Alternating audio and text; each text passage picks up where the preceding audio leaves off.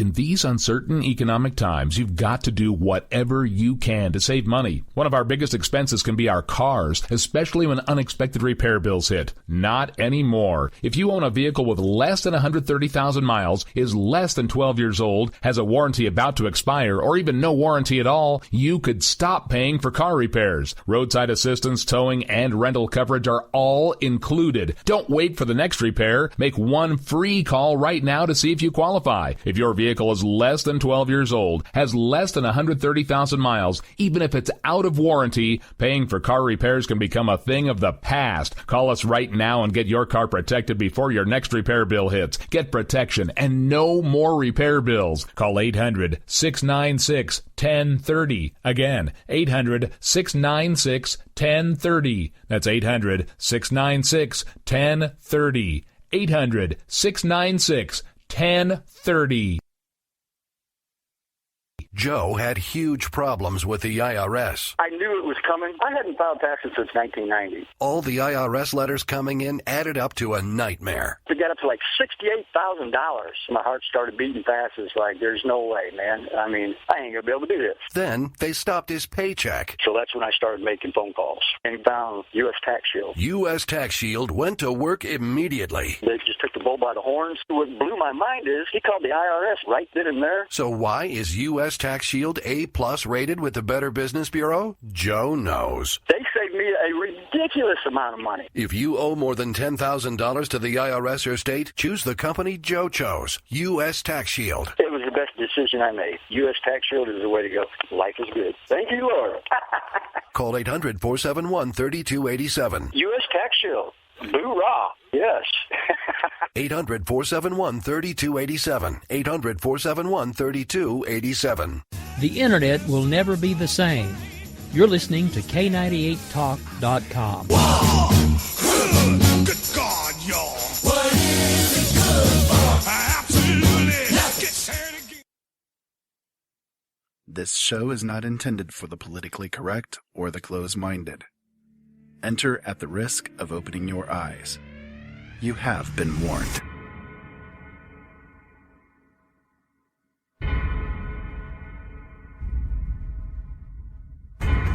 Why does the media attack an issue?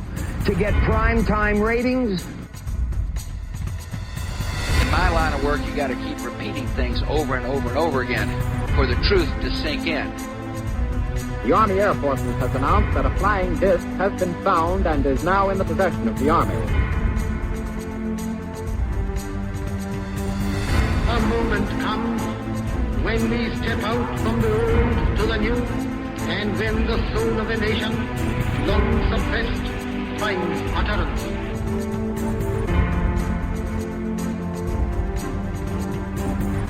To kind of catapult the propaganda.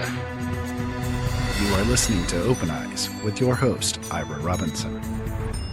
From the normal to the paranormal, from government cover-ups to the depths of our consciousness, we aim to explore all things. From the dawn of prehistory to current events, no topic is forbidden and nothing remains hidden. No more secrets. Open your eyes and open your mind to the fact that life as we know it is not as we have been taught. Join us at LateNightInTheMidlands.com or OpenEyesNetwork.com as we take this brief journey through the depths of the cosmos and explore what it really means to be human. Many peoples have sacrificed their liberties, only to learn to their sorrow that deceit and mockery, poverty and tyranny are their reward. Whether you're online or offline, intercontinental or intergalactic, hello, and welcome to Open Eyes. Today is, let me see here, Wednesday. My days are really screwed up already, can you tell? Wednesday, July 29th, 2015, and my dates, I'm really bad with dates. Have you guys ever noticed that over time here? I think every time that I try to give you guys the date, there has only been maybe twice that I have not completely messed it up. Anyways, okay, so Wednesday, July 29th, 2015, and I have a big show in store for you guys. I can see how tonight's going to go. Tonight I have on with me a guest because, I, as you can tell, I'm having problems doing it on my own. I kind of need backup tonight, obviously. So my guest tonight is a familiar voice to you all by now, I am sure, and hopefully this is going to turn out to be a really good episode for you guys, and I'm hoping so. We're going to try to give a little bit of positivity in tonight's episode, a little bit of maybe laughter and a little bit of tears, a little bit of rom-com. Anyway, hello, Joe. How you doing, ladies and gentlemen? Greetings from the Dungeon of Truth. This is once again broadcasting on this insane network that I find myself on, Joe Long. You find yourself attached to something strange. Yeah. How go things in the Watchtower? The Watchtower is doing well, but apparently my tongue is still having problems being tied, and I'm having a few issues here and there with getting my point across. I don't know exactly what's going on there, but you should come down to the Bat Cave. I'll make you some bat cookies. Get you some bat milk. The bat milk. I'll call Alfred. He'll bring you some bat refreshments. That works. So we are going to do things a little bit differently tonight. You know, normally in this little beginning section, we do like the news that we had run across to bring to you guys. But we're going to do things just slightly differently today. I don't have really any quote-unquote news stories. I have kind of a catch-all thing going on where we've run across a lot of news stories, and so that's going to be kind of the topic of the evening. But I want to make sure that overall we're kind of taking a lighthearted approach to things, because this world right now is really surrounded in the negative.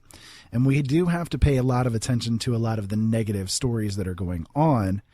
And yes, it's important to focus on the negative, but it's also important to get a little bit of laughter out as well. So I got a couple of things tonight that I'm going to hit you guys with that are kind of the more humorous bent. And at least I got a kick out of them. So I don't know if anybody else will or not, but you know, I have a strange sense of humor. So, Ira, your sense of humor could go onto the warped scale. Yeah, pretty much. Well, so listen, as of yesterday, so on Tuesday of this week would have been the 28th of July, the 14th Amendment had its birthday. Woohoo! The slaves are free. Well, the 14th Amendment has been a big one in the news lately because that's the one that they attached on the gay marriage the Gary marriage? The Gary marriage, yes. Oh, I shouldn't say that too loud because there's a gentleman I work with who is of the homosexual persuasion, and his name is Gary. Okay, well, see, I kind of went with the SpongeBob direction. Meow. That's where I went with the Gary thing, so you can see where we are on our mindsets. Oh, yeah, this is going to be one of those nights, isn't it, Ira? It's going to meow. I don't know. Maybe we could have gone in the direction of it's not Adam and Steve, it's Adam and Eve, you know. No, because then we'd be bullies. Exactly. Anyways, so something that was interesting that I ran across with the 14th Amendment, and I didn't really know this or pay attention to this before I ran across this in relation to the fact that, you know, yesterday was the anniversary of it. Let me hit you with a little bit of information here. This is according to the History Channel, which is the History Channel, and which is one of the channels that's constantly playing in your house. Yeah, pretty much. Because and how old is Mom? 79? 80? She's 80. 80. I thought Yeah. she was a few years younger than my dad. Yep. I mean, it's either on that channel or Fox News. Fox News, same as here. Yep. Because I'm listening because or the Weather Channel. My dad watches History. He watches A&E, Faux News, or the Golf Channel. See, now in this house it is, or depending on who's got the remote. Like if it's my son, Cartoon Network, Boomerang, or Disney. Now in this house, what it is either Fox News, bleh, The faux news network, they get their money here. Either Fox News, the Game Show Channel, the History Channel, or the Weather Channel. It's one of those four pretty much all the time. You guys don't need all the cable channels. If you just got Mom those 4 channels, she'd be happy. I don't understand why cable companies don't do that. You know, that I think that would actually be really good, and people would actually spend a lot more money on the cable channels. If they did a la carte? Yeah, if you could do it a la carte, I think that would be great. I really hate when they do the whole package thing. You gotta have all the Spanish channels plus all the NFL channels and the baseball channels in order to get this one family channel that you're trying to order. You know, that's stupid. Anyways, so in relation to the 14th Amendment. In my personal opinion, when I get either the apartment of truth or I'm actually contemplating buying a house, hey, if the whale can do it, so can I. Yes, ladies and gentlemen, I am still complaining about my ex-wife, the whale. She is moving closer to me. Yeah. I knew that there was a gravitational shift, and now I know why. Anyway, I'm not trying to be negative. I'm sure people laugh when I say that, especially anybody that's been divorced. Yeah. Anyway, in relation to the 14th Amendment, following its ratification by the necessary 3/4 of the U.S. states, the 14th Amendment guaranteeing African American citizenship and all of its privileges was officially adopted into the U.S. Constitution. 2 years after the Civil War, the Reconstruction Acts of 1867 divided the South into 5 military districts where new state governments based on universal manhood suffrage were to be established. Thus began the period known as Radical Reconstruction, which saw the 14th Amendment, which had been passed by Congress in 1866, ratified in July 1868. The amendment resolved pre-Civil War questions of African American citizenship by stating that all persons born or naturalized in the United States are citizens of the United States and of the state in which they reside. The amendment then reaffirmed the privileges and rights of all citizens and granted all these citizens the equal protection of the laws. Now, pay attention here. In the decades after its adoption, the Equal Protection Clause was cited by a number of African American activists who argued that racial segregation denied them the equal protection of law. However, in 1896, the U.S. Supreme Court ruled in Plessy v. Ferguson that states could constitutionally provide segregated facilities for African Americans so long as they were equal to those afforded to white persons. The Plessy v. Ferguson decision, which announced federal toleration of the so-called separate but equal doctrine, was eventually used to justify segregating all public facilities, including railroad cars, restaurants, hospitals, and schools. However, and let's not forget buses. However, colored facilities were never equal to their white counterparts, and African Americans suffered through decades of debilitating discrimination in the South and elsewhere. In 1954, Plessy v. Ferguson was finally struck down by the Supreme Court in its ruling in Brown versus the Board of Education of Topeka. Thus ushering in the civil rights movement. Do you catch the words that I was emphasizing there? Yeah, Brown, Ferguson. So what did we have happen in Ferguson? Michael Brown got killed. And the 14th Amendment was primarily argued with Plessy versus Ferguson, and then was struck down by Brown versus the Topeka Board of Education. Yep. Kind of interesting how history plays out, right? Mm-hmm. And how the cycles of history do tend to run around. We talked about that with the Baltimore shootings, right? With the riots that were going on over in Baltimore. I'm waiting on another Rosa Parks to show up. Oh, yeah, I know. But we saw that with Baltimore, with the riots that were going on there, that it was right in the exact time period and right in the exact time or places and the cycles of everything going right into the first shots of the Civil War. We have this huge, what are we looking at right now? What is everybody saying is on the horizon? Another Civil War. You see, it's all the cycle of history playing itself out. So I thought that was really interesting when I ran across this, that they were actually specifically, citing the Plessy versus Ferguson and the Brown versus the Board of Education in Topeka. I thought that was very interesting calling it out, Oh, I agree.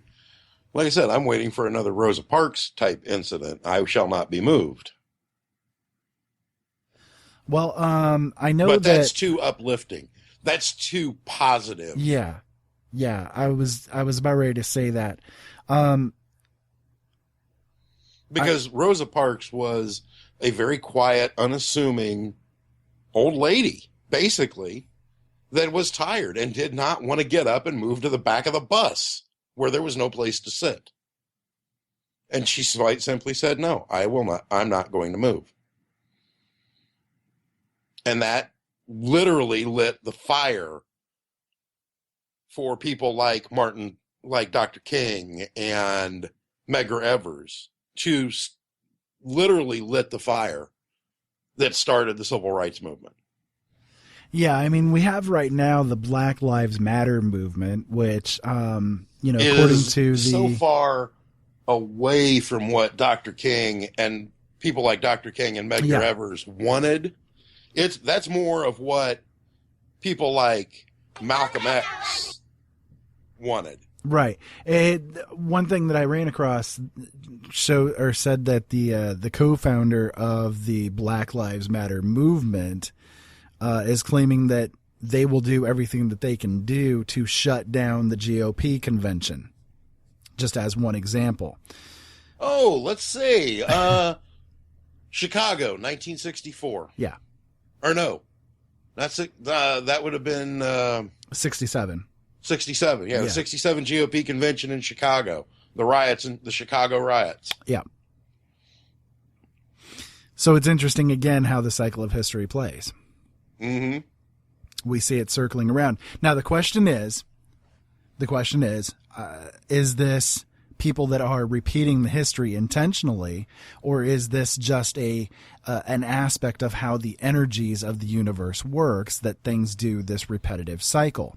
And is there's a third question, a third option, or is it like Sun Tzu, as I've said for years, the philosophy of Sun Tzu? Those who do not learn from history are doomed to repeat it. Right. And I think what it is it's actually a mix of all three. Mm-hmm. I think that we do see a situation where the energies are real, because it happens like on a minor scale as well as a macro scale. So you've got the micro and macro. You'll see examples of history repeating. If you take a look at the micro versions of things, you'll see that, in our own personal lives, when we see a repetitive thing going on, the fact that whatever historical event took place in X period of time that it's now repeating, you'll see kind of like an aspect of it in your own life.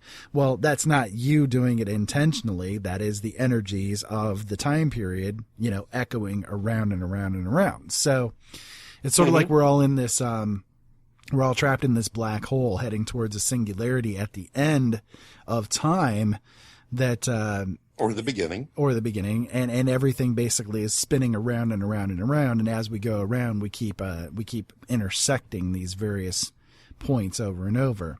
But as the funnel gets closer and closer downwards and more steep, the time begins to move faster, and we start to see history repeating faster. That's a subject for an entire show that I actually will probably get to, maybe even next week. I'm thinking I might touch on it very soon, because I'm seeing the singularity in the holographic universe. I'm seeing a lot of things that are kind of pointing into the direction that that's what we're seeing happening. So, especially now with this whole new civil war leading up, and people saying that there's going to be some big event coming up and blah, blah, blah, and it's just, it's the event. It's the happening. I like the event. I like the event better. It was a much better show. See, I never even saw the event. A pity they only did one season of it. Yep. So, apparently next Saturday is going to be Walk Naked in America Day. So, as you may know, it is a sin for a Muslim male to see naked women other than his wife, and if he does, he must commit suicide. So, next Saturday at 1 o'clock p.m. Eastern Standard Time, all American women are asked to walk out of their houses completely naked to help weed out any neighborhood terrorists. It's recommended... It's recommended that all naked women are supposed to circle their block for about an hour in this anti-terrorism effort. Now, added to this, all patriotic men are supposed to also position themselves in lawn chairs with coolers in front of their houses to demonstrate their support for these women and to prove that they are not Muslim terrorist sympathizers, since Islam also does not approve of consuming of alcohol. So a cold 30-pack of beer at your side is further proof of your patriotism. So, okay, Ira. I'll bring the beer. You got the lawn chairs. I say we make a big effort to cause this to happen. I'm all for this one. Oh God, yes. Well, I'll bring. Okay, not only will I bring the beer, I will also bring the tranquilizers for your mother. I ran across that though, and I thought that it was appropriate to bring to the show. You know, I'm all about fighting terrorism in any way that you can, and that I think would probably be the best way. Although some women, and I know I'm going to offend somebody, and you know what? I really don't care. Some women walking naked out of their house could be classified as terrorizing. Well, I know if I walk out naked of my house, I'm going to be scaring at least a few people, and probably putting a few squirrels into trauma. You know, I'm thinking of the whale. Can you imagine her walking out of the house naked? Anyway, so or the Indian. Yeah. Well. The anyways, so Miss Cat. Here's another. I could go there. I will go there. I know. Shut up. Hey, you wanted it lighthearted. I'm giving you lighthearted. In another story though that I ran across, this one is in relation to the terrorism things and all this stuff that we're seeing of late, you know, with the mass shootings and blah blah blah that goes on, right? So here's a new thing. I don't know if you've heard about this or not, Joe, but they are now basically trying to spin things so that instead of people focusing on these big events and saying, hey, that's where we need to have, or, you know, that's the reason why we need to have gun control and all this kind of stuff, right? Mm-hmm. That instead they use the term mini massacres. Mini massacres. It's that's an oxymoron. It's a gun killing that is horrific in its shock and numerous in its casualties, but not sufficiently large enough in the number of dead to really register as a major event. That's the definition of the term. So, in other words, like this latest false flag event in Louisiana, where he only killed 5 people. Well, see, but that one got massive attention, so it wouldn't be something like that. It'd be more like one person going out and killing one person with a gun or 2 people with a gun, and so therefore that wouldn't be enough to warrant nationwide attention unless there was, quote-unquote, something major with it, you know. Like they call that a mini massacre. I call that a shooting. Right. So yes. Mr. Orwell would be proud of the world he created. The way that the definitions work, basically, according to the way that the media works, is that mass shootings are considered to be a shooting spree in which 4 or more people are shot. And so the FBI defines it as being a mass shooting if 4 or more people are killed. So the FBI says a mass shooting is 4 or more killed. The media tends to play it as 4 or more just shot, basically. So, according to those who are proponents of this, including the subreddit called "Guns Are Cool," they say the subreddit. What in the heck is that? Reddit is a website. It's basically like a large public forum, and they have what are called subreddits where people gather together to discuss certain specific topics. And this one happens to be "Guns Are Cool," which they are. Well, it's an anti-gun subreddit, though. Then they've picked the wrong name. It's sarcasm.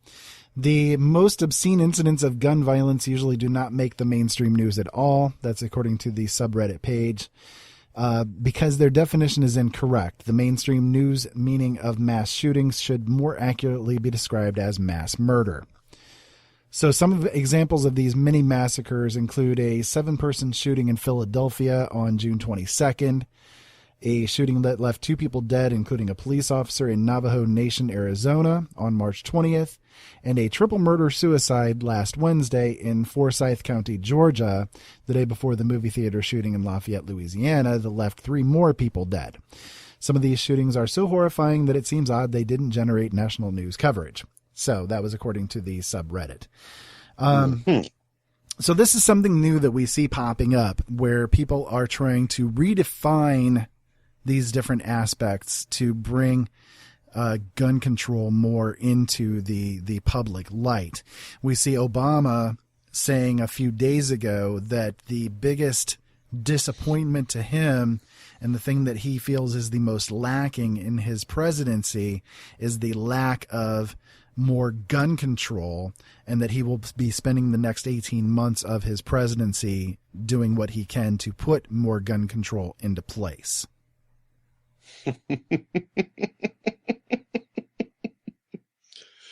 I quote Chris Rock, "We don't need more gun control. We need crazy control." I like his idea of making it so that ammunition is the expensive part.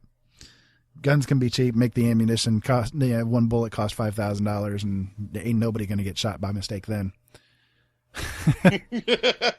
Every single gunshot that happens then is going to be on purpose. Well, the thing is, and I know I'm going to sound like an NRA shill, but it's the absolute truth. Guns don't kill people. People kill people. I do. You know, there's a YouTube video out there, and I know you can find it. Guy takes a 9mm Glock You're going to tell my favorite one. I love puts it on the one. table and waits for the gun to jump up and shoot somebody. Yeah, he's like, okay, we're going to sit here, we're going to watch it. Okay, look, there's 2 people that are approaching. They're walking right down the street. It's passing right in front. That gun, come on, it's going to go off now. It's got to. Nothing happened. Okay, what's going on? And then 2 black people walk by, and he's like, oh, it's definitely going to go off now. Oh, wait, no, it's just sitting there. Yeah. I mean, a gun is not going to mysteriously and magically jump up off the table and shoot itself. A gun is a tool. A gun is a machine. It's not, I mean, this whole idea of controlling guns is laughable and ludicrous on its face, because all gun control does is take guns out of the hands of law-abiding citizens. That's the big thing. The politicians, you hear the politicians always calling for gun control, but they never talk about taking the guns out of the hands of the criminals. The only ones they talk about are taking the guns out of the hands of the law-abiding citizens who would never do anything like this to begin with. Exactly. I mean, it's like my dad. My dad's a retired Fort Wayne police officer. Still can, at 83 years old, can still shoot expert. Has a gun permit to carry a loaded handgun anywhere in the country. And you want to take his guns away? Why? He's never, I mean, my dad never even pulled his gun in the line of duty. He's never shot his gun outside of a target range. Yeah. Same as me. I have a license to carry a handgun from the state of Indiana. I can carry my gun anywhere in the state of Indiana Ohio, Michigan, Kentucky, and about 5 or 6 other states that have reciprocal agreements with Indiana. And the only time I've ever fired a gun is on target range. Now, I worked armed security. I've had to pull my gun once or twice. Never had to fire it. Pulling and firing are two different things. Now, because, you pull a gun out, especially the type I carry, and you cock it, the people that you're aiming it at pretty well know their death warrant has just been written. Well, this reminds me of a couple of other incidents that have gone on as far as guns are concerned and in the propaganda about guns. We have in California, they passed a House bill. Let me see here. It was H.R. 2199, I believe is the number on it. I'll make sure to get it into the show notes. But anyways, they made it so that if somebody is even afraid of the person that they know having a gun, they can call the police and report the person for suspicion that they're not going to treat that gun correctly, or suspicion that, they are a danger with the weapon. And the police will actually come and confiscate the weapon from the legal gun owner until they can prove that they are not a threat.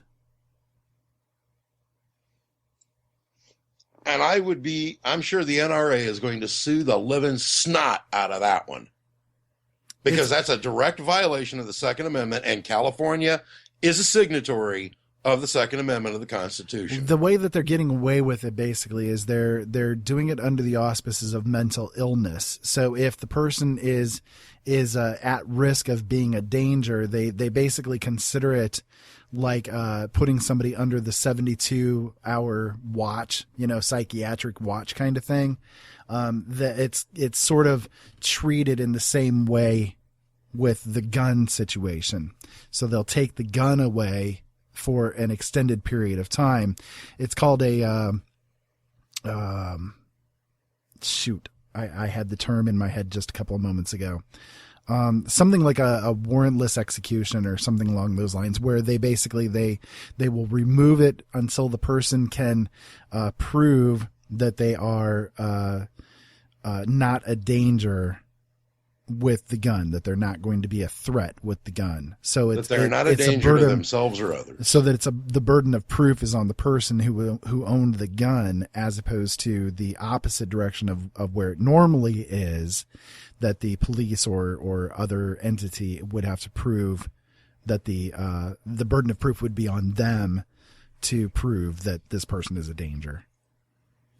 So the other thing that comes to mind is, again, in California, one of the big propaganda pieces that's been put out, this was done in schools. Regarding schools, they had put out one of those public service announcements, showing a child, a young boy. And I know we've talked about this before, but it's been a long time since we've talked about it. And I think that it's important because, we get new listeners all the time. So, a young boy, the camera's focused on a young boy, and he's standing there kind of looking nervously around a corner, looking at his mom, who's sitting there doing some knitting or watching TV or whatever the case may be. I think she was knitting. And, he's looking all nervous at her and kind of, scared. And then he turns around and the camera fades away from her and shows him in their bedroom, the mother's bedroom, going up to a dresser there, opening up the dresser and seeing a handgun in there. And he takes the handgun out and he puts it into his book bag. Okay.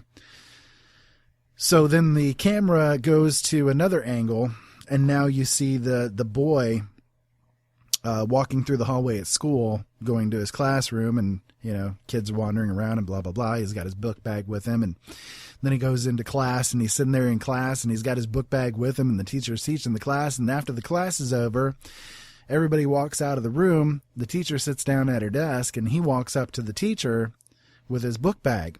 He opens up his book bag, and he pulls out this gun, and she's, oh my God, he's got a gun. What is he going to do? You know, you look all scared and terrified and fear. And then the camera goes back to the boy and he puts the gun down on the desk and he says, I'm scared for this being in my home. Can you please take care of this for me? And then it comes away and it says, you know, basically claiming that this is something that all students should do.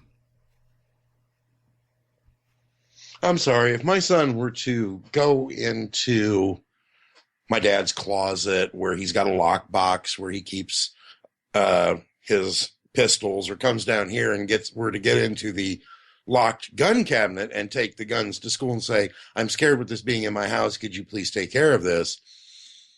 Yeah, he'd be getting his butt blistered. He'd have a reason to be scared at that point. Yeah, because he'd be getting his butt blistered. This is a good way to teach a student how to get killed. That's really what it comes down to. Oh God, yes. You walk into a school with a gun nowadays, they're going to call the cops and you're probably going to get shot. Yeah. If you're lucky enough, you get tased down to the ground, but more than likely you're going to get shot because that's the first thing they do now. They never, you know, it's always an immediate takedown. It's like that kid over in Ohio, what was his name? Tamir Rice. You know, the police officers, it proved the police officers arrived on scene. The kid's got an airsoft gun. Police officers arrive on scene, hop out of the car, and within 2 seconds of them arriving on the scene, the kid is down because he got shot.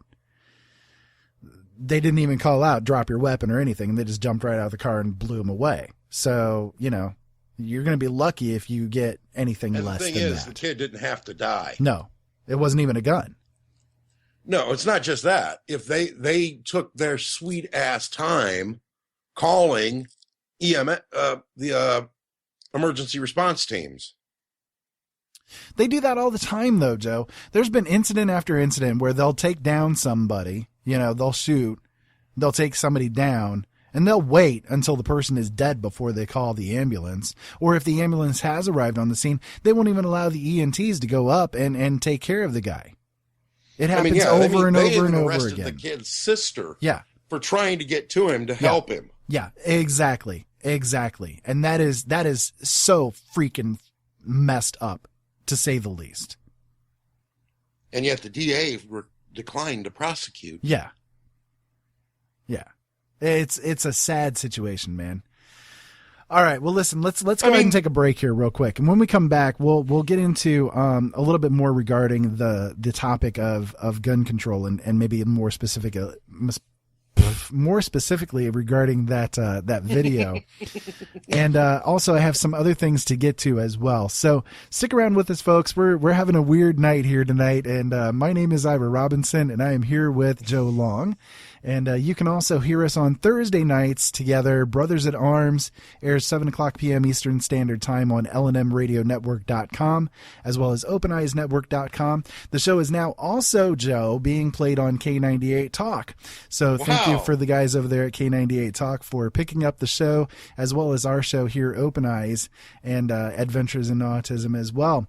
And they're now rebroadcasting over there on their channel too. So just an amazing amount of growth, and I'm really appreciative to the guys over there at K98 Talk. You can hear them over at K98. Thank you as well for picking up Brothers at Arms. Yep. I did not know that. Yep. K98talk.com, as well as LNMRadioNetwork.com. Of course, Michael Vera has always been very supportive of our shows as well. So thank you guys. Definitely giving you a shout out there. Stick around with us. We'll be back in just a few minutes.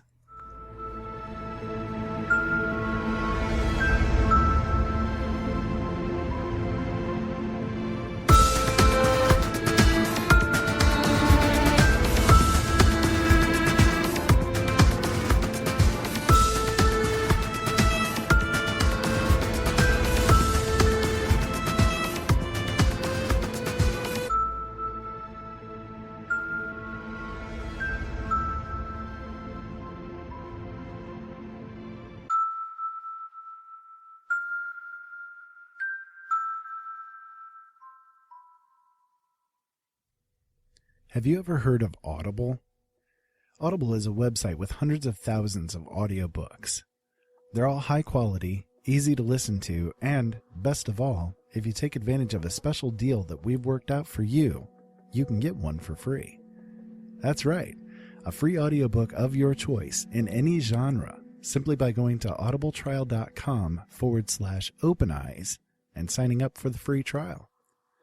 It's simple to do, and it would support the shows that we bring to you, and hey, you get a free book out of the whole thing. So why not take advantage of it today? Go to audibletrial.com/openeyes and sign up for the trial.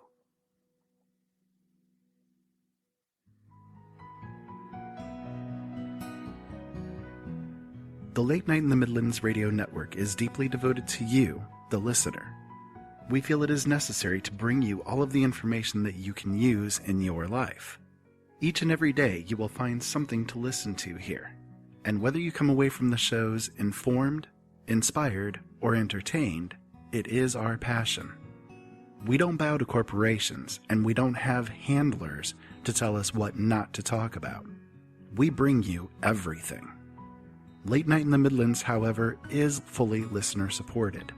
We need your help to stay on the air and to make sure that we get the bills paid. We need your help to keep the truth alive. If you feel that you have gotten anything out of Late Night in the Midlands, we would appreciate your support. You can become a subscriber and help us out on a monthly basis, or if you'd like, a one-time donation is fully appreciated as well. Every year, the average household in America spends over $3,000 on entertainment alone. If you could help us with just a tiny fraction of that amount, you would make all of the difference. Go to latenightinthemidlands.com and click on the subscribe button. Thank you, and as always, keep yourself informed.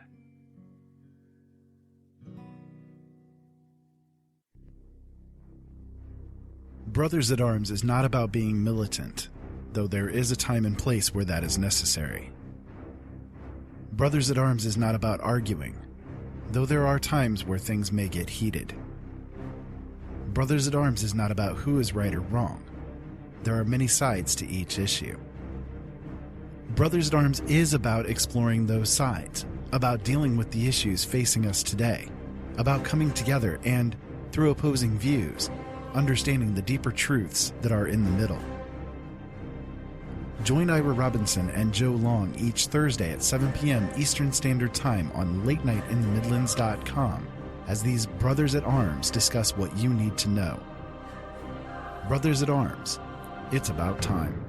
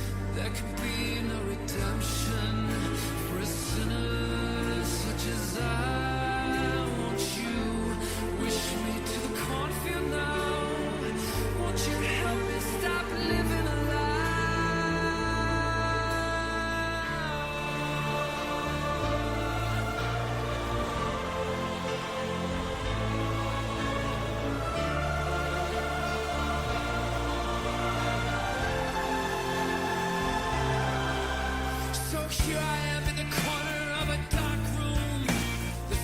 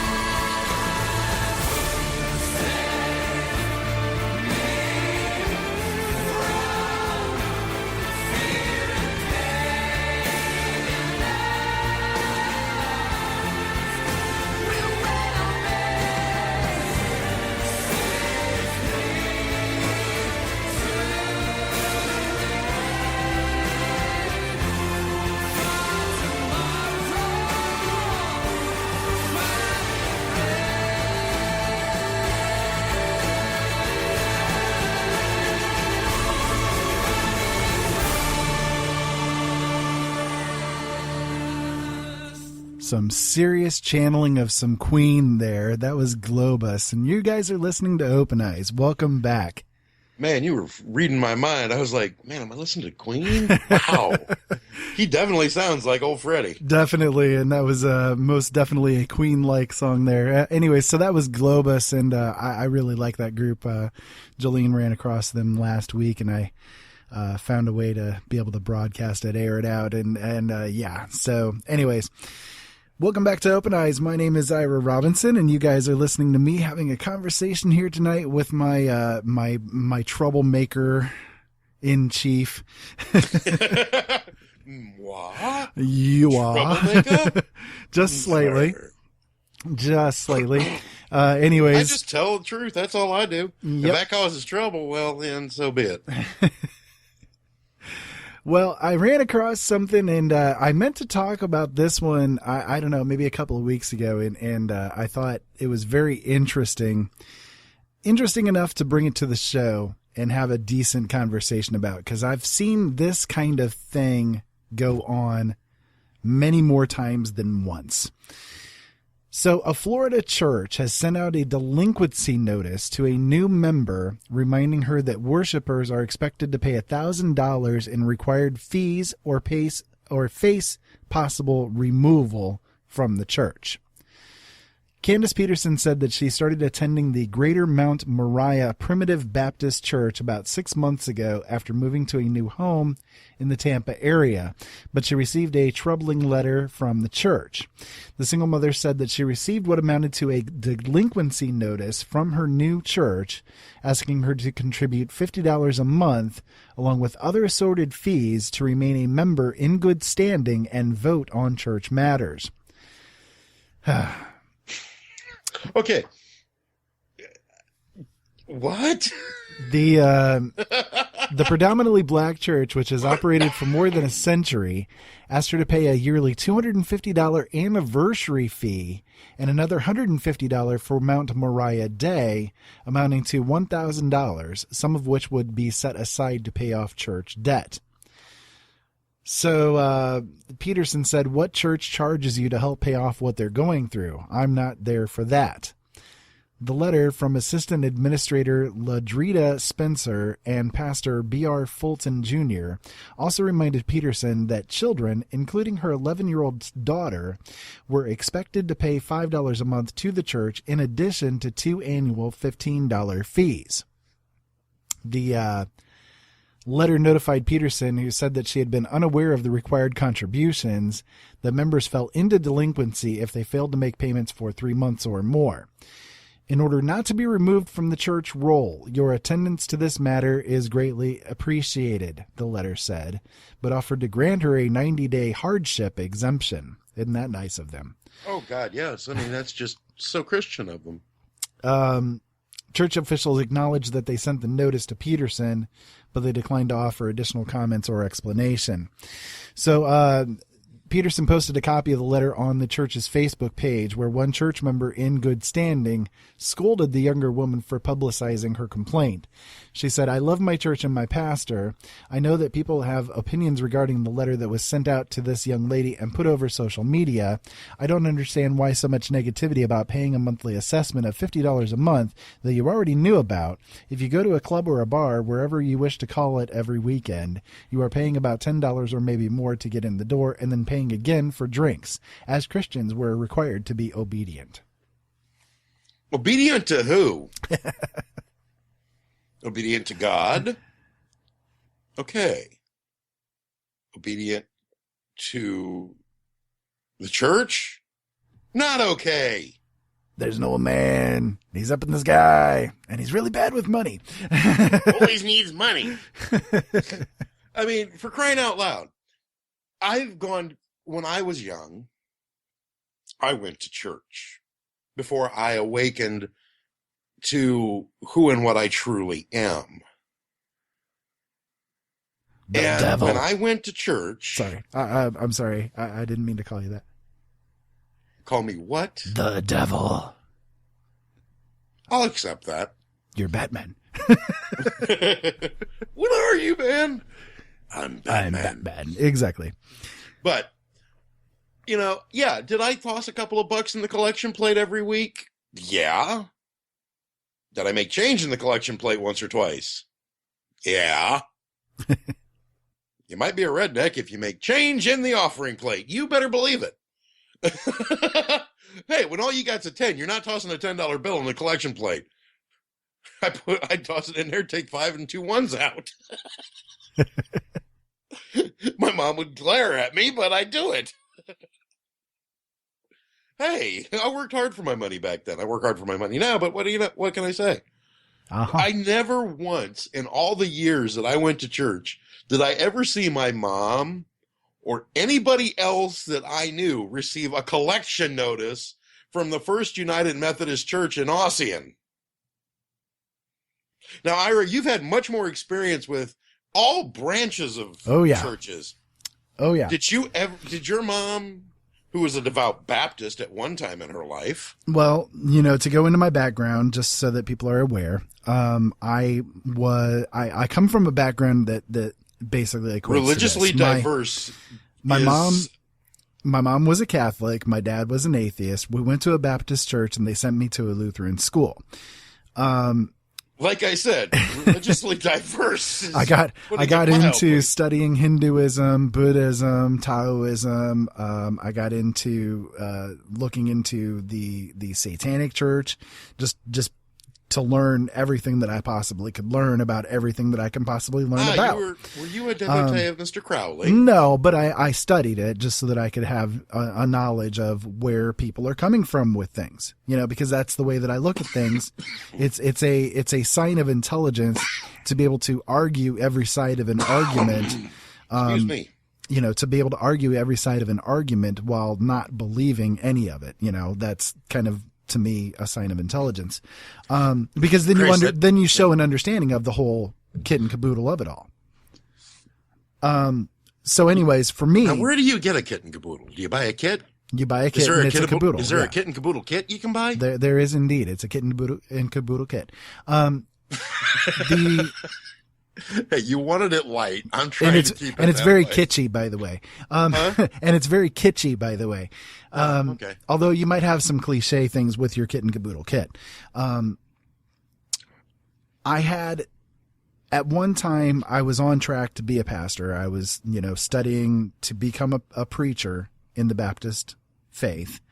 And if that would have happened, I doubt you and I would be as good of friends as we are now. No, probably not. The fact is, though, I have been through a lot of different churches, a lot of different things in religious background, just all different kind of experiences with it all. There's only been one church that I've gone to that I've experienced them actually doing the tithing demandment, as opposed to the commandment. It's a demandment. The fact is that when it comes to tithing, in the Old Testament, there is a stricture that tithing was required. Okay. Mm-hmm. You had to give the first 10% of basically everything that you had to the priests, i.e. God. No, the priests. I know. I'm just saying, that's, I've gone into that before, that's how you get religions formed. Anyways, so you'd have to give the first 10%, or if you did not make money, then you gave 10% of the best, or the first portion of everything that you brought in. So if you raised cattle, for instance, then you gave them your best calf. Okay. If you raised fruit, then you gave them the best part of your harvest, that sort of thing. That was what the tithing was. Into the new covenant, however, the tithing issue became much less, and it was much more of a voluntary type of situation. You gave of you gave your tithe based upon your faith. If you felt in your faith that you needed to give more, then you gave more. But that's where the whole story of, for instance, the woman, the old beggar woman, giving her last 2 coins actually gave more in Jesus's eyes than the Pharisees, who called in with trumpets and announcing that they're giving their tithe to the church, and they gave, just this little bit of a couple of coins to the church. And he said that the Pharisees, they got their reward by making a display of it all, whereas this old woman who was a beggar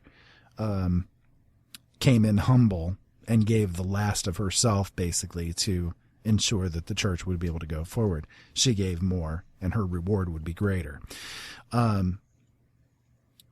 That's the basis of where tithing comes in, though. A church today that demands tithing be done is actually going against what the New Testament has to say in regards to the tithing issue.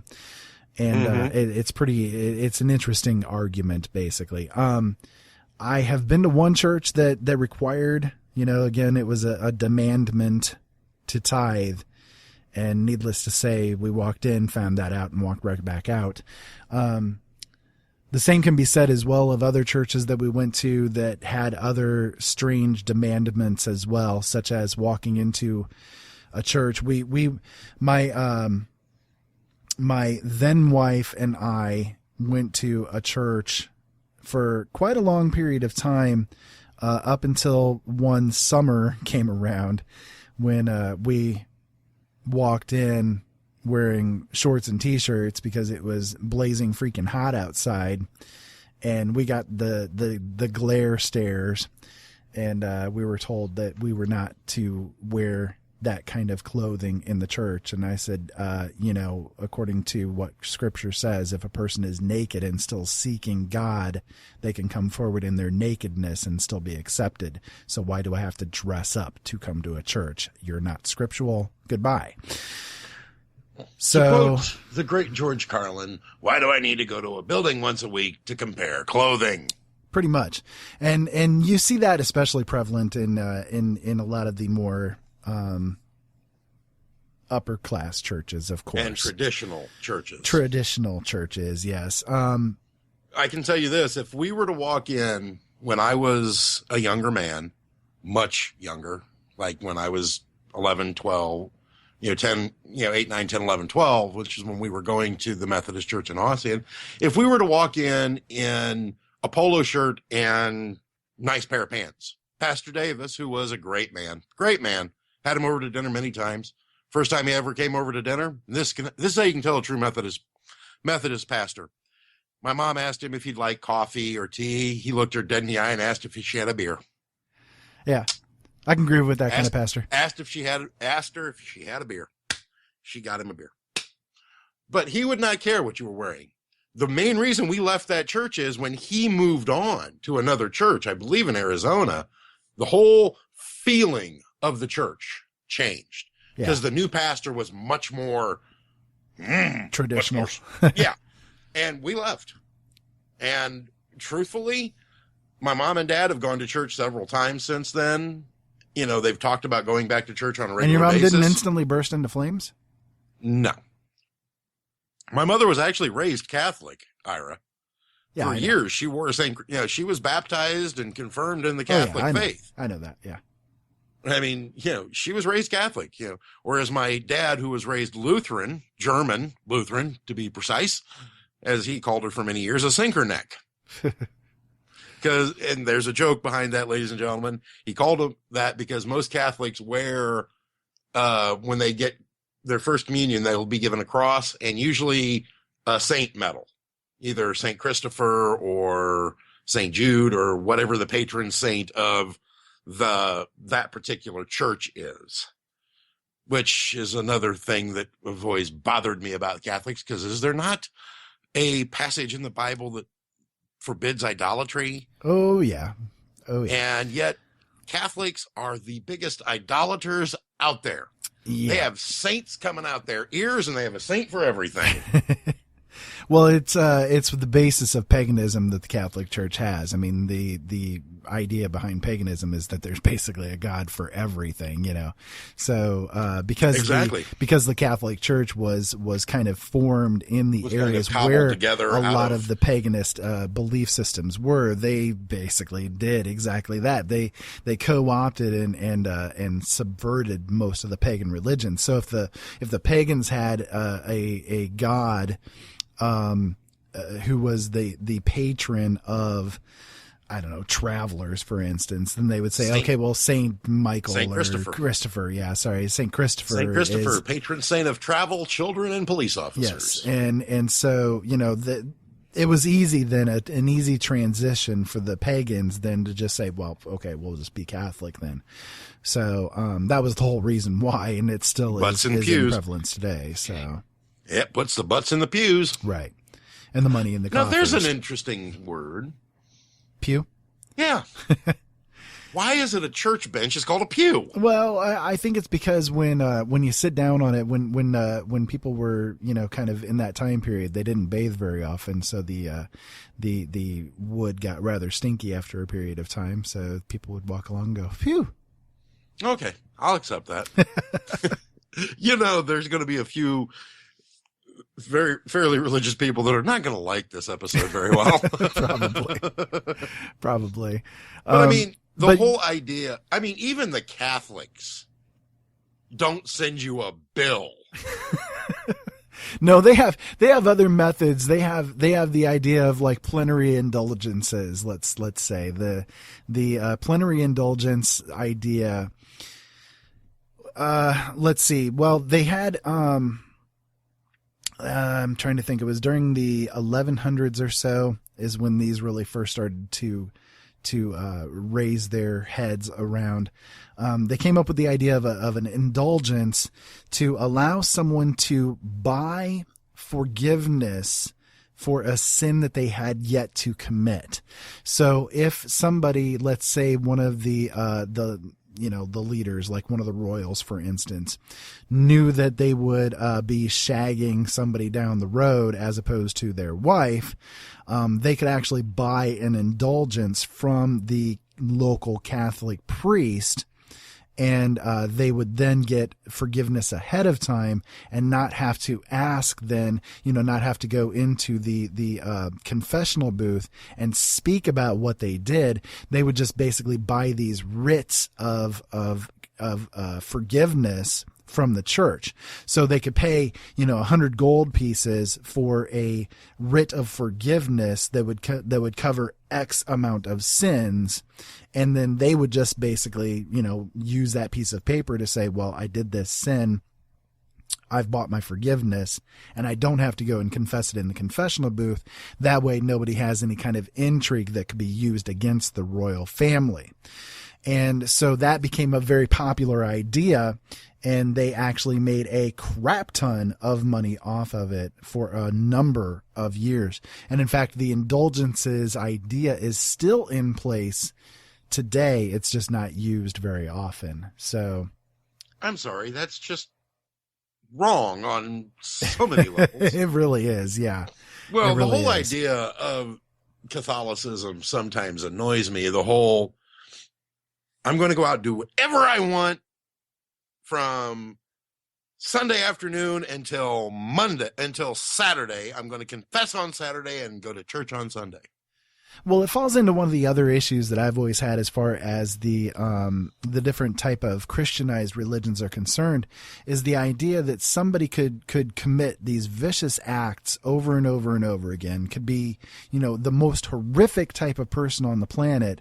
And then like at the last minute, if they knew that they were dying, they're on their deathbed, and at that last minute they say, okay, I accept Jesus Christ into my heart and for forgiveness for sins and blah, blah, blah. And then you have to know, according to the thought process behind the religion, that this guy was forgiven. Now he's sitting in heaven. Whereas somebody who lived a good life, died in a car wreck, had no issues anytime during their life, they never did anything wrong. If they never had a chance to, quote unquote, confess Christ, then they would be sitting in hell. Again, according to, the way that the mythos works, but. What about last rites though? Forgiving the dead. But that's a Catholic thing. That's what I'm talking about. Yeah. I'm talking about just in the religion in general, just, in kind of Christianity in general, not necessarily with Catholicism. With Catholics, it's a little bit different because you have to actually be, brought into the Catholic faith as opposed to just, one day saying I'm Catholic, you have to go through a process to become let's put it this way. member. The reason I say my mom was Catholic and is not anymore is she made two of the biggest no-nos, not so much sins in the Catholic Church. One, she married somebody who wasn't Catholic. She married my father, who was Methodist. Therefore, ergo, and in perpetuity, and he would not become Catholic. So they pretty much, at that point, the Catholic Church said, no, we're done with you. And according to the Catholic Church, I do not exist. Right.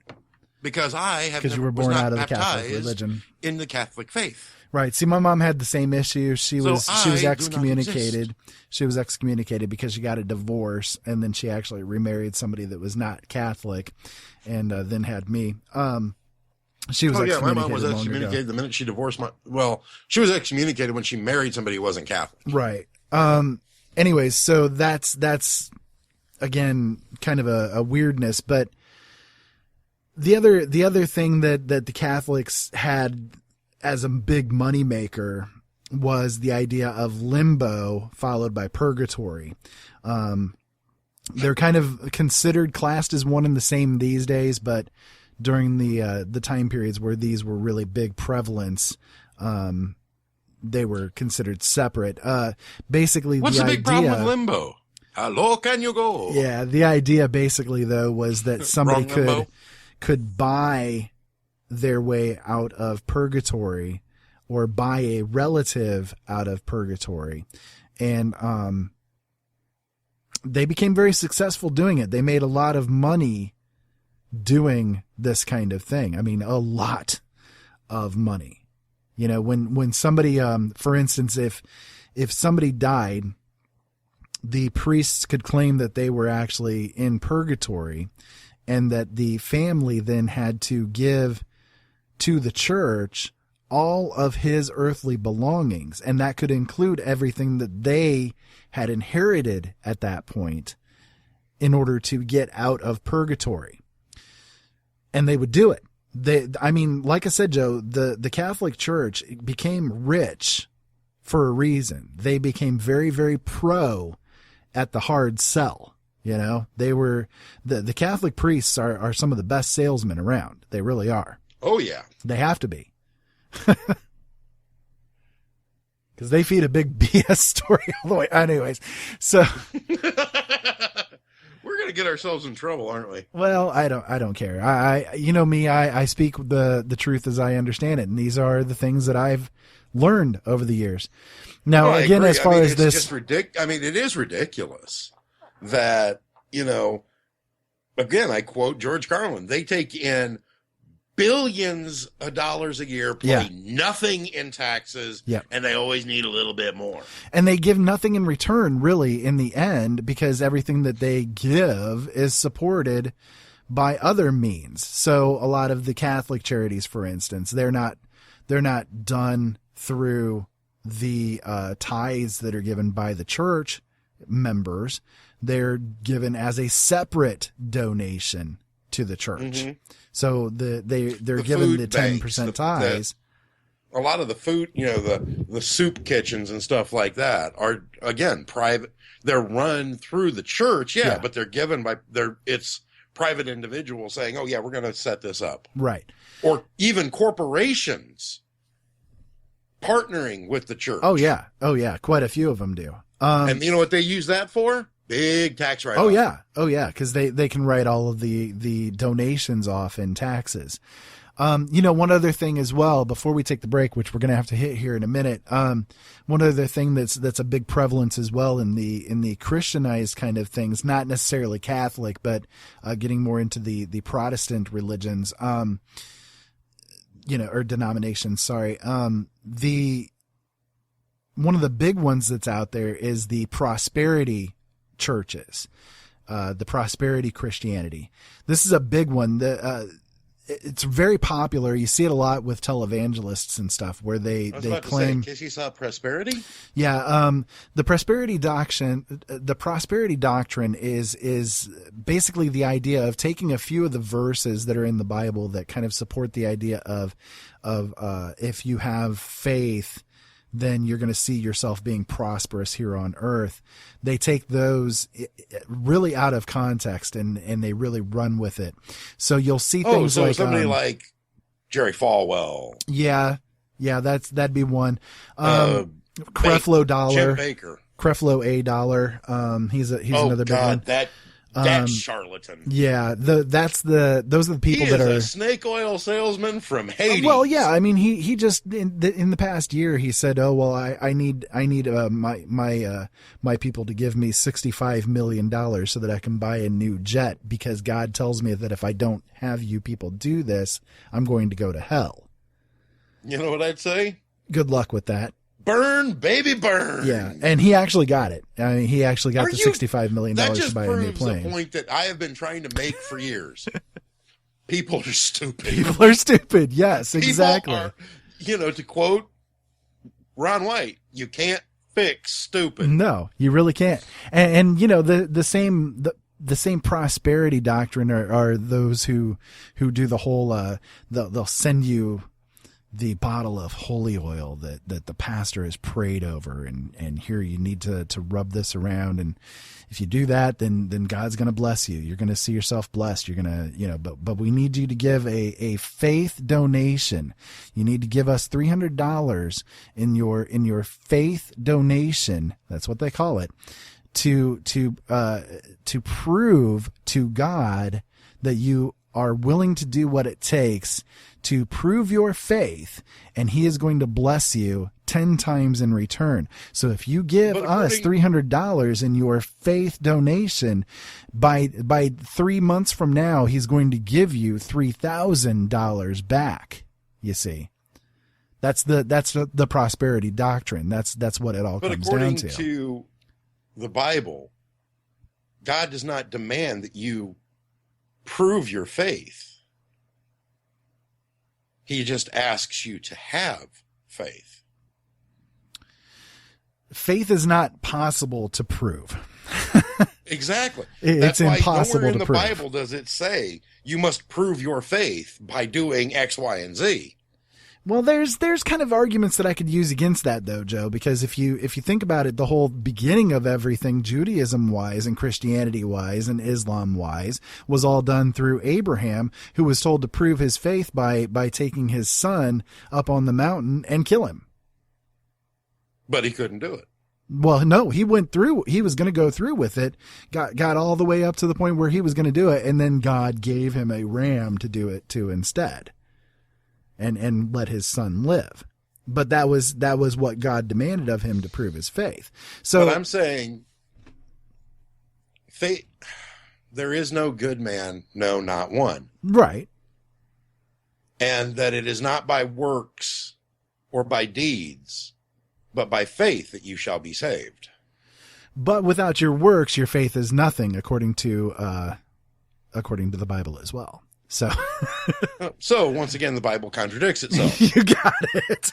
See what I'm quoting. See, that's where it gets interesting. Is Revelations of John. Well, no. Actually, what you're quoting, and David. What you're actually quoting is from the writings of Paul, where in Hebrews, basically, it talks about the idea of needing to have faith, and that your deeds do nothing, but it's your faith that will save you. And the argument, actually, this is interesting. This gets into the idea that the Bible itself is very contradictory of itself, because Paul and James, which was the brother of Jesus, had a big argument going. James basically was saying screw you to Paul and was trying to claim that Paul was actually very subversive to the founding Christian religion and saying that he did not belong and that he was actually a shill for the Pharisees. James made very, very clear that according to what he learned from Christ himself, that your faith is proven by your works, and that your works are what actually is the most important thing, and that faith without works is nothing. So you have to do good deeds. You have to do these works in order to prove your salvation, and not necessarily to quote unquote prove your salvation, but to prove that you're making the change in your life that should come by you being saved. And that's where most people actually are getting very confused when it comes to the quote unquote Christian religion. They get it wrong because they think that just by having said the salvation prayer and so on and so forth that they're saved. They're wrong. The Bible itself says that faith without works is nothing, that it does you no good, that your faith, that you will do works because you are proving that you have made the change in your life that needs to take place, and that would be evident if the Holy Spirit has now moved into your life and is making the changes inside of you. You would be willing to go out and do these faith-based works, as opposed to saying, I'm going to do these things because it's going to get me into heaven. Okay, that I can understand. That I can understand. So it was a big argument that was going on between James and Paul, and that's one of the reasons why I see Paul being wrong. Would be a shill for the Pharisees, because before he changed his name was Saul, and he was a Pharisee. Exactly. One of the big things that I've always tried to point out over the years is the fact that I think that Paul actually was very much in league with the Pharisees the entire time, and did what he could to subvert the Christian religion before it really got a start. And he became very popular by the way that he was speaking, because he was speaking in terms and in things that the people already had been used to from the Pharisees talking. So instead of seeing changes in their lives, they were just able to say, okay, well, I've changed because I've accepted Christ and blah, blah, blah, you see, as opposed to what Christ himself actually said, where he said, if you're going to be like me, you're going to take up your cross and follow me. You are going to do the same things that I have done. And that will be your salvation. Not, oh, just say this prayer and you're saved. Nowhere in his words or deeds did he say, you need to say this sinner's prayer and you're saved. None. No, nowhere. It's not there. That is made up. That was made up actually about 200 years ago by the Calvinists. Calvinists. Yeah. I've heard of them. Radical sect of Catholicism. No, actually Protestantism.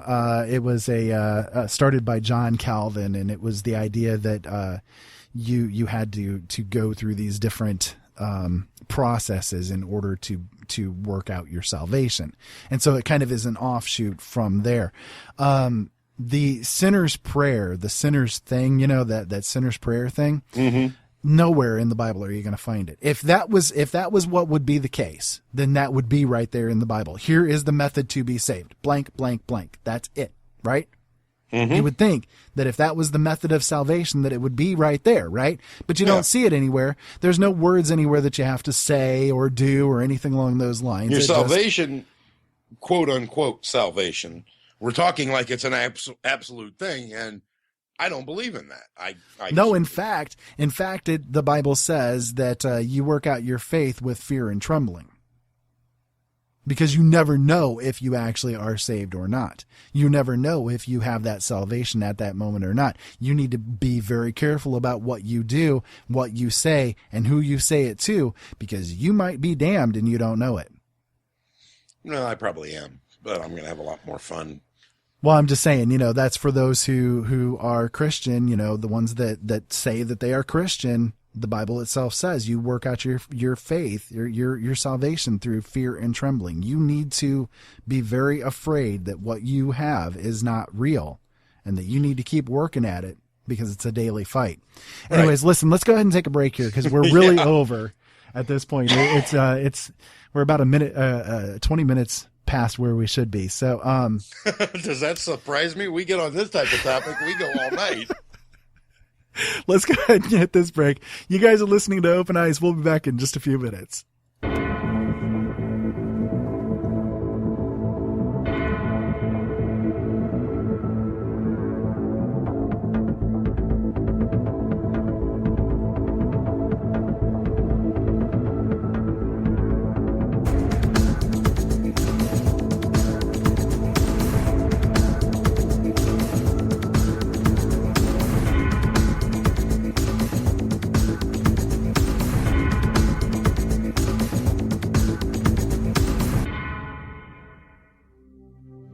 Ben Franklin said, "If you do the same thing tomorrow as you did today, you're going to get the same tomorrow as you got today."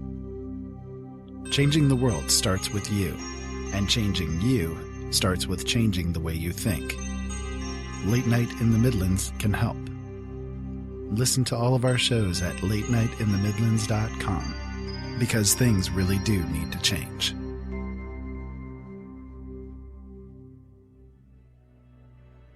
The rising rate of autism is not just concerning, it's a disaster. No matter what the cause of it is something that everyone should be acutely aware of and actively helping out those in the community that have it.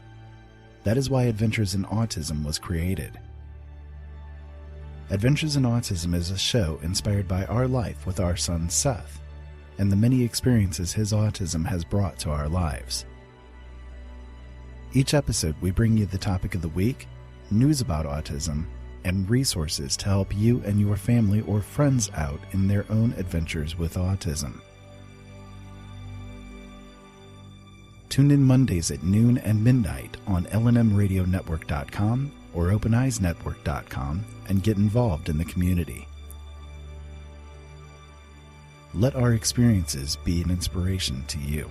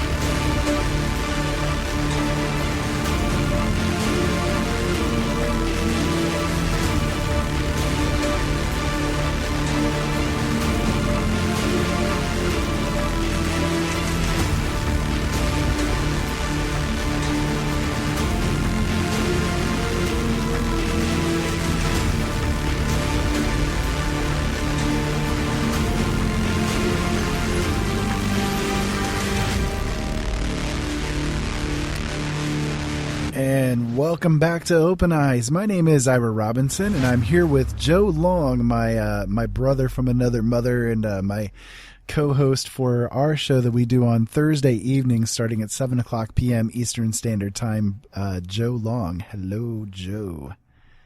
Hello. So before we took the break there, we were on the topic of religion and some of the strange things that are associated with it. And I ran across a story here a couple of days ago that I thought I'd bring up to your attention, Joe, and get your thoughts on. And it's in regards to another religion, which happens to be Islam. So in Seattle, Washington now, the mayor of Seattle, Washington is pushing to implement a type of Sharia law in Seattle. Sharia law is the law for Muslims. You know, Muslims have to follow the ideas that are in Sharia law, such as what we spoke about earlier, the nakedness and such and so forth. So what they're trying to implement is the mayor has noticed that not many Muslims own property in Seattle, even though there is a large Muslim population there. So he started a committee to try to find out what the problem was, why people aren't buying property there. What they discovered basically is the idea that in the law, you know, in Sharia law, a Muslim cannot get a loan of money and pay interest, basically. So it's not proper for them to pay interest on any loans. In other words, no usury. Okay. So what he is trying to implement now is to force banks that deal with Muslims in Seattle to not charge interest on any loans that they give or mortgages, that kind of thing. So basically for Muslims, they will be exempted from interest payments. Okay, where's my exemption? That's kind of what I'm wondering, I was too. just saying, I'm thinking about buying a house. And I can guarantee you, I'm going to have to pay interest on a loan, on any mortgage I get. I mean, isn't there something in the Bible about no usury? There is indeed. It's in the Old Testament that it is actually considered an abomination, one of the abominations that we've spoken about before, where quote-unquote homosexuality is in as well, which it's really not. We've gone into that before. Anyways, usury is considered one of those abominations as well, charging usury.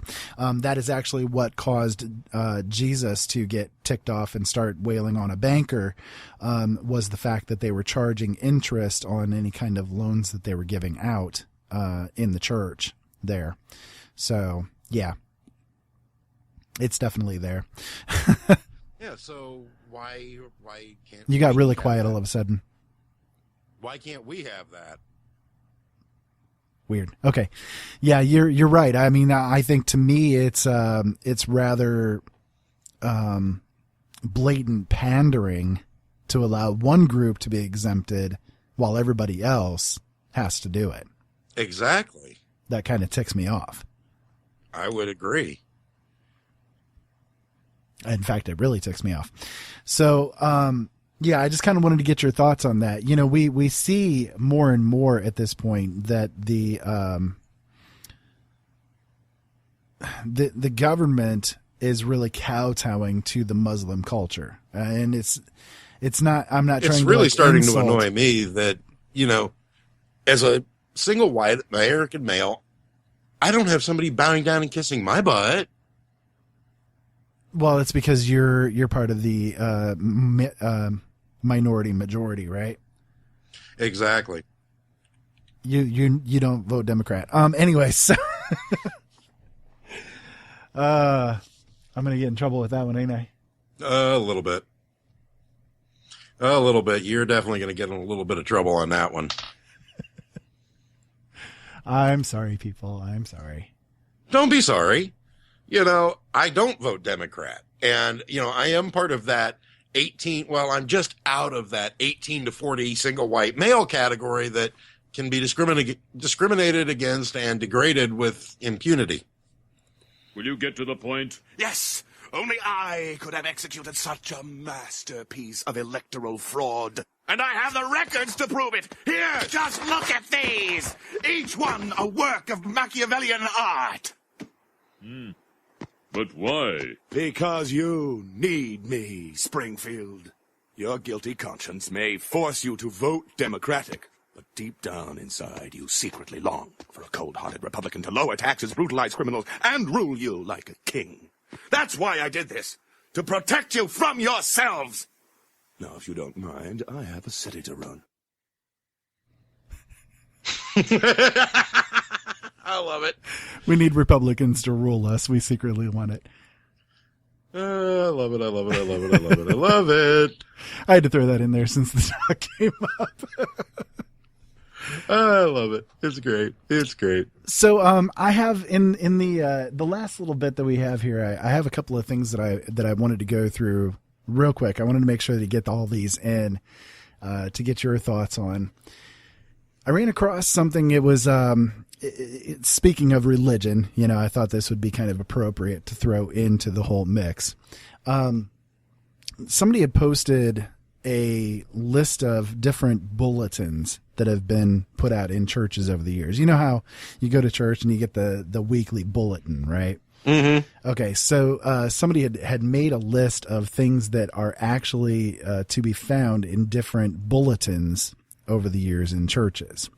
And, I thought it was pretty, interesting. So let me get your thought on some of these here. So one of them is, the Scouts are saving aluminum cans, bottles, and other items to be recycled. Proceeds will be used to cripple children.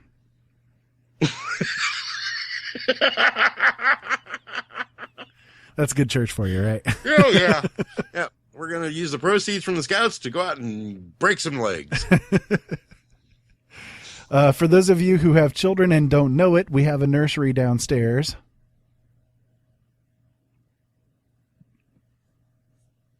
Have these people not heard of spell check? Grammar check, yep.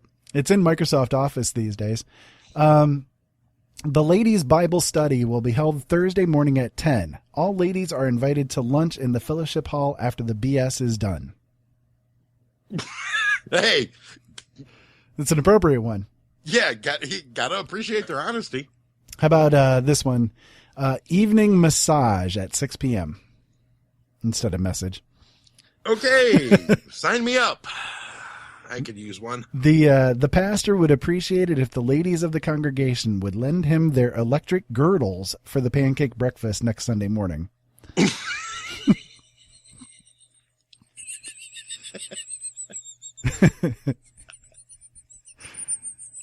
Electric girdles. Girdles, griddles. It's all the same, right? Electric girdles. I don't want to meet a woman with an electric girdle. I think I've met a few with an electric girdle. I know I've met quite a few with met quite a few with an iron girdle or two, but I definitely know your mom's got one of those. I've been to a Catholic church. I've been to Our Lady of the Iron Underwear. The audience is asked to remain seated until the end of the recession. That could be a while. That could be a while. This one I loved. Low self-esteem support group will meet Thursday at 7 to 8:30 p.m. Please use the back door. Why can't I come in the front door? Don't you really like me? Ushers will eat latecomers.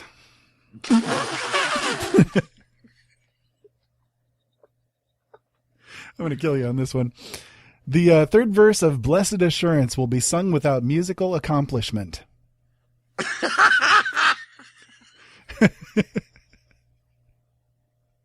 Oh my God. This one I love. I love this one. The outreach committee has enlisted 25 visitors to make calls on people who are not afflicted with any church. Hey, you gotta appreciate their honesty. I've been afflicted with a few churches over the years.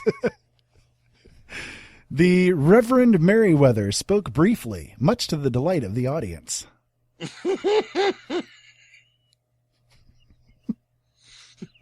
I've been to a few of those churches myself. The pastor will preach his farewell message, after which the choir will sing Break Forth into Joy. Ouch. Bad timing. Bad. I came to Paris to be a musketeer. Bad timing. During the absence of our pastor, we enjoyed the rare privilege of hearing a good sermon when J.F. Stubbs supplied our pulpit. It was a rare privilege, apparently, because of the absence of our pastor. Next Sunday, Miss Vinson will be soloist for the morning service. The pastor will then speak on It's a Terrible Experience. What? Next Sunday, Mrs. Vinson will be the soloist for the morning service, and then the pastor will speak on It's a Terrible Experience. Okie dokie. That's what I thought you said. Apparently, Miss Vinson is not very good at her soloing. No joke. Due to the rector's illness, Wednesday's healing services will be discontinued until further notice.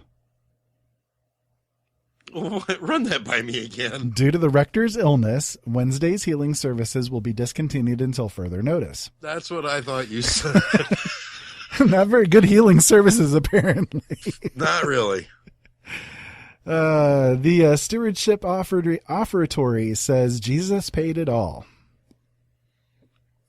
Well, that was nice. Apparently, we don't have to offer anything now. The music for today's service was all composed by George Friedrich Handel in celebration of the 300th anniversary of his birth.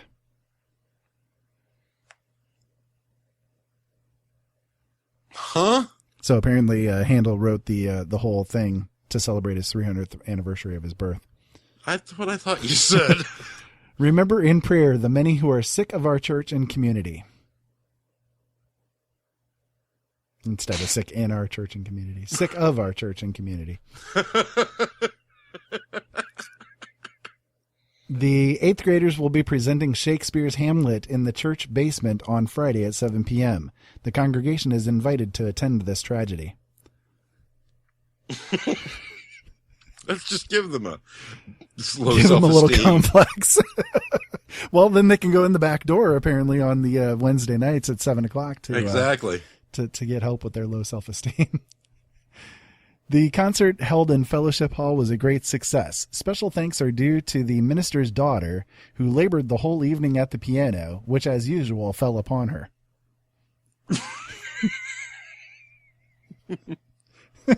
Okay.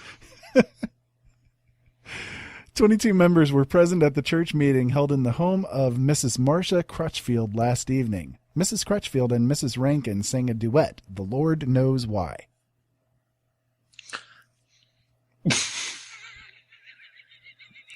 How about this one? A song fest was hell at the Methodist Church on Wednesday.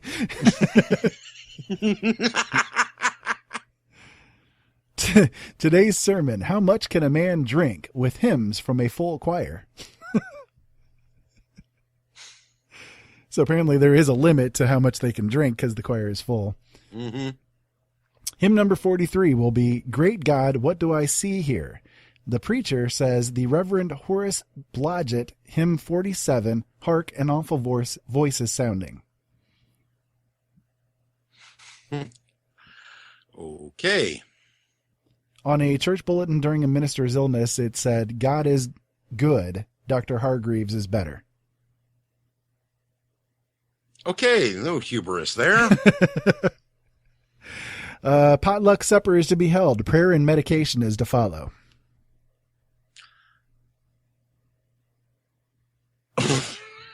And apparently to go with that, don't let worry kill you off. Let the church help.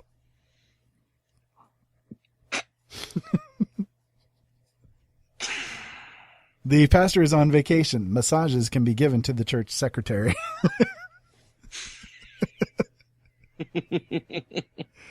How about this? 8 new choir robes are currently needed due to the addition of several new members and to the deterioration of some older ones.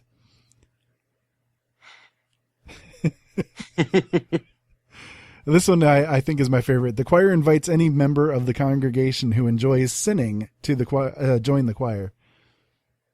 So if you enjoy sinning, you can join the choir. Cool. Please join us as we show our support for Amy and Alan in preparation for the birth of their first child. Okay. And in relation to that one, Weight Watchers will meet at 7 p.m. Please use the large double door at the site entrance. Ouch! Ouch! Not good. Not good at all.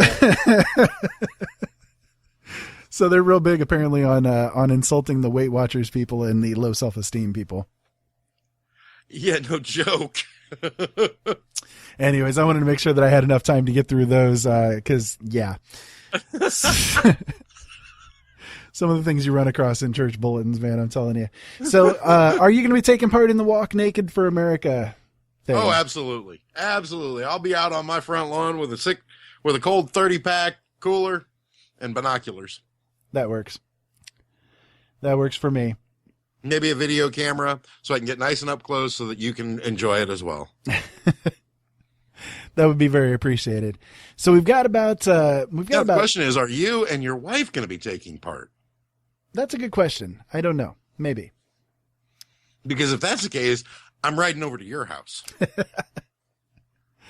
So, I had one other thing that I ran across that I thought would be kind of entertaining for our little lighthearted show tonight. You know, so I'm trying to do things a little bit more, lighthearted for everybody tonight because, well, we talk a lot about negatives, and I know we kind of said some negative things tonight too, but that's okay. We have to at least face both sides, right? Exactly. Anyways, so I ran across another story that I thought was kind of interesting that might be kind of cool to talk about. These are Europeans seeing American sex norms and calling them rather crazy. And I have to agree with at least some of them.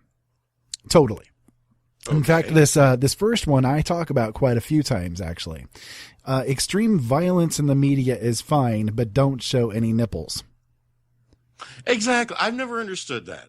I mean, think about the whole Janet Jackson Super Bowl thing with Justin Timberlake. I mean, everybody went completely batshit because her nipple popped out. Yeah. They lost their minds. They completely lost their minds. And they went so far as, the whole, for the next couple of years, they didn't even have a female performer. They had the Rolling Stones one year, and then they had Aerosmith the next or something like that. Yeah. I mean, it was just this, last couple of years, they've had female performers like Katy Perry. And I mean, it's like, okay, if anybody's nipples were going to pop out, it would be Katy Perry's. Yeah.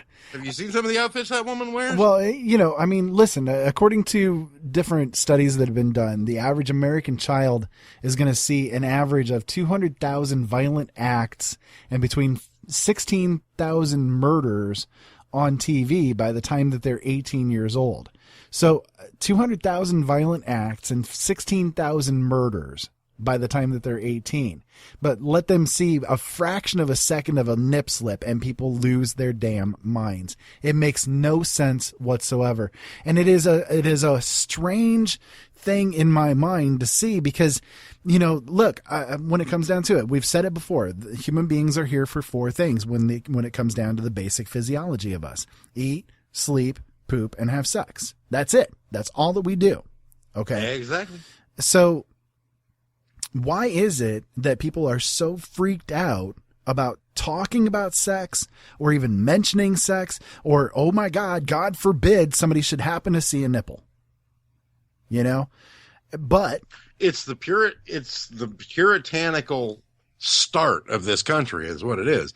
I mean, to quote the great immortal Robin Williams, this country was founded by people who were so uptight the British told you to get out.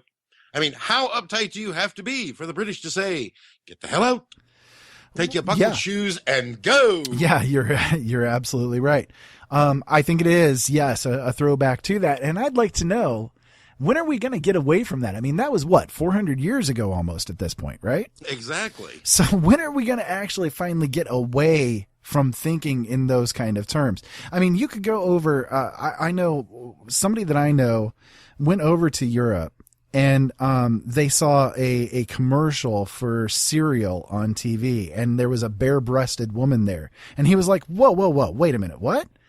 And they were like, oh, yeah, it's totally normal. There's nothing wrong with that. It's totally not odd at all, you know? I would buy that breakfast cereal. But see, I think that's part of why that still is going on, is that it's a propaganda type of tool. They know that sex sells, and if they were to be less persnickety about the human body, then they would lose that advantage in the marketing world. And the American public puts out a lot of money when it comes to anything regarding sex. This is true. And I mean a hell of a lot of money. This is very true. Look at the average porn stars. Anyways, that kind of leads into the next one that is on their list here of things that it's our Puritan prudery is crazy to Europeans.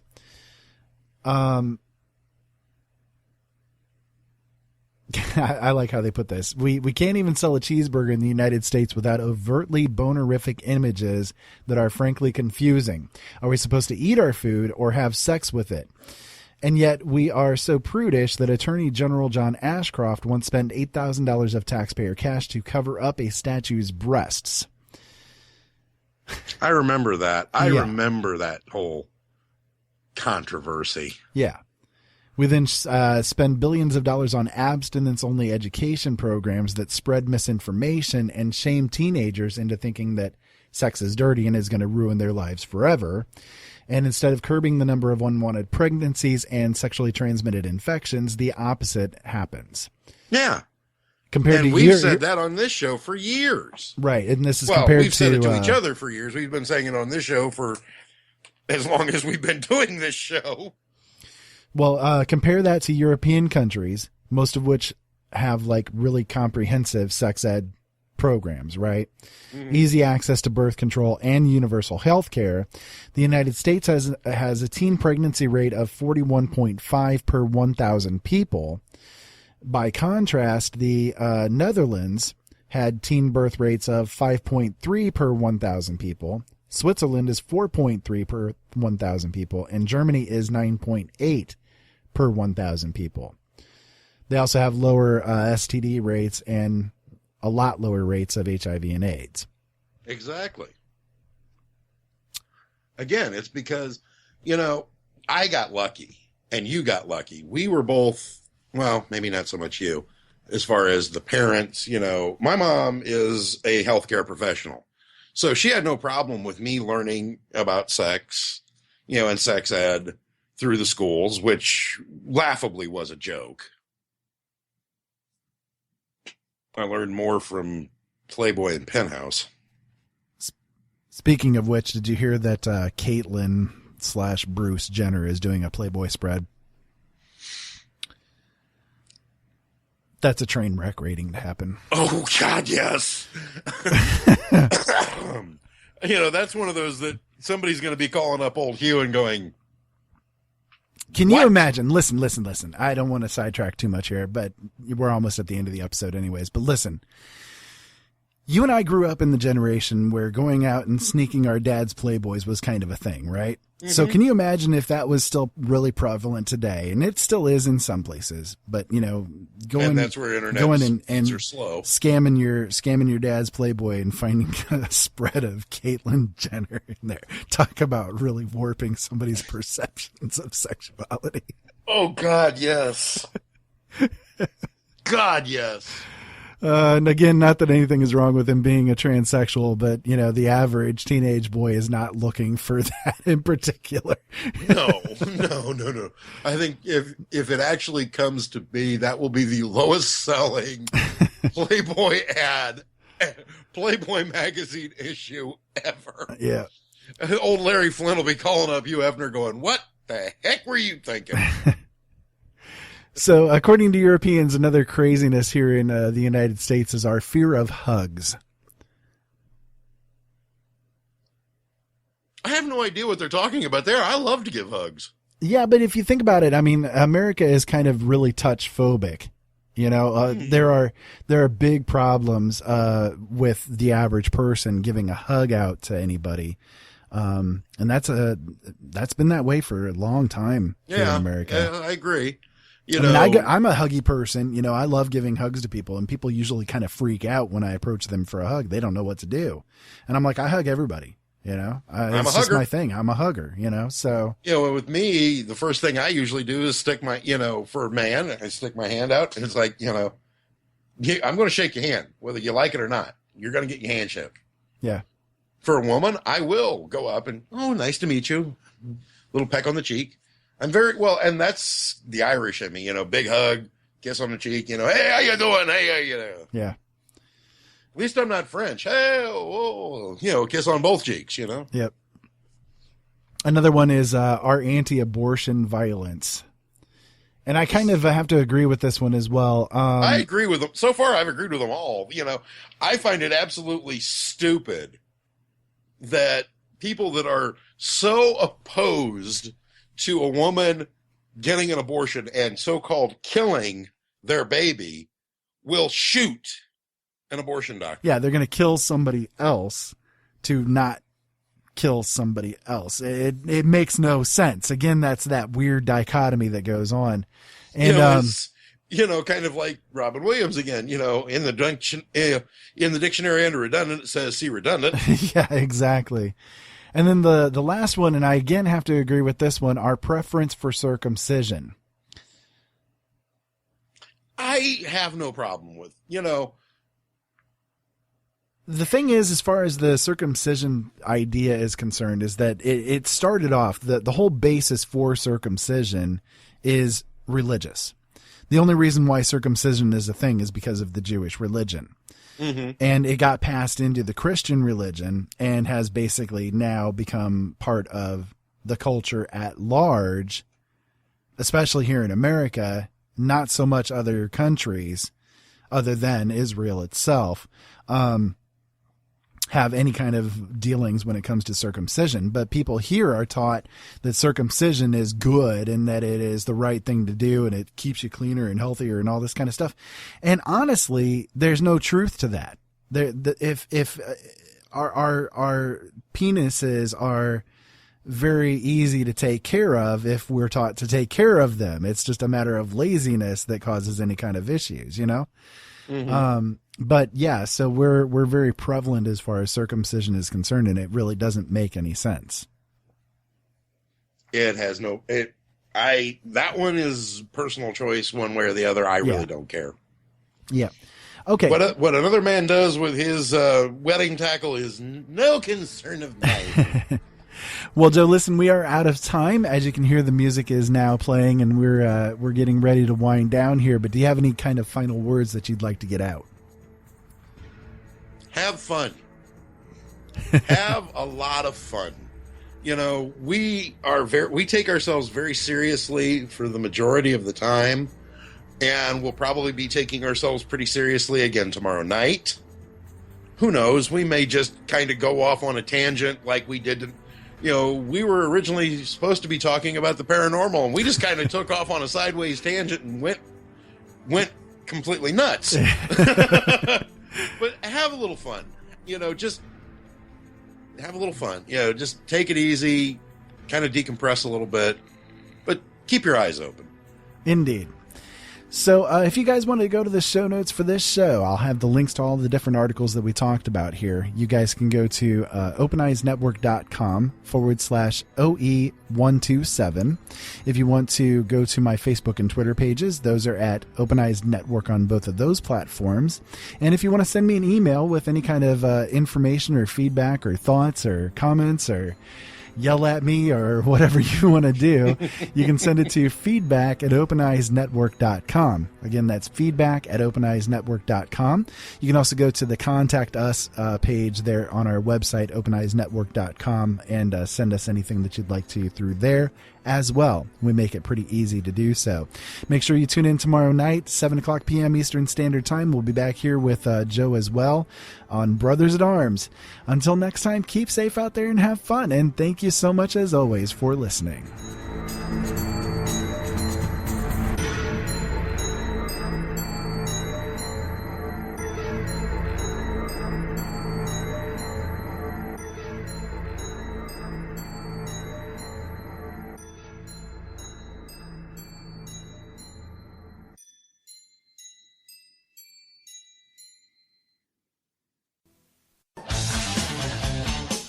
The leader in talk radio on the internet, right here on K98Talk.com.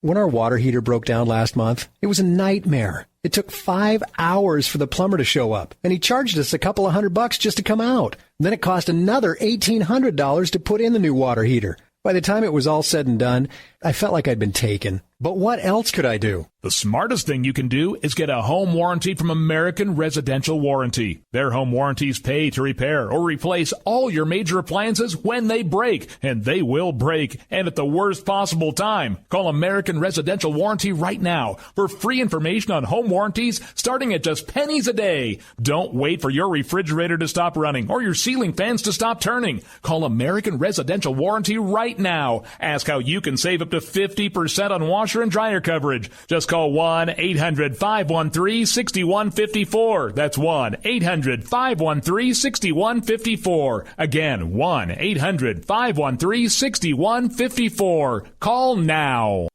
Tired of paying outrageous prices for Viagra? Well, we have great news for you. Now you can finally get Viagra at huge discounts. Healthy Man allows you to save up to $500 on Viagra. Why pay U.S. pharmacy prices of $15 per pill or more when you can get Viagra for less than $3 a pill? Call today and get 40 Viagra pills for only $99. This can cost as much as $600 at your local pharmacy. You can't afford not to call us. If you want Viagra at the lowest prices, never pay $15 a pill pharmacy prices again. Get Viagra for less than $3 a pill. Call 1-800-516-7602 today and save up to $500 and get 40 pills for just $99. Healthy Man is fast, easy, and affordable. Operators are waiting at 1-800-516-7602 to take your call right now. Call 1-800-516-7602. That's 1-800-516-7602. Again, 1-800-516-7602.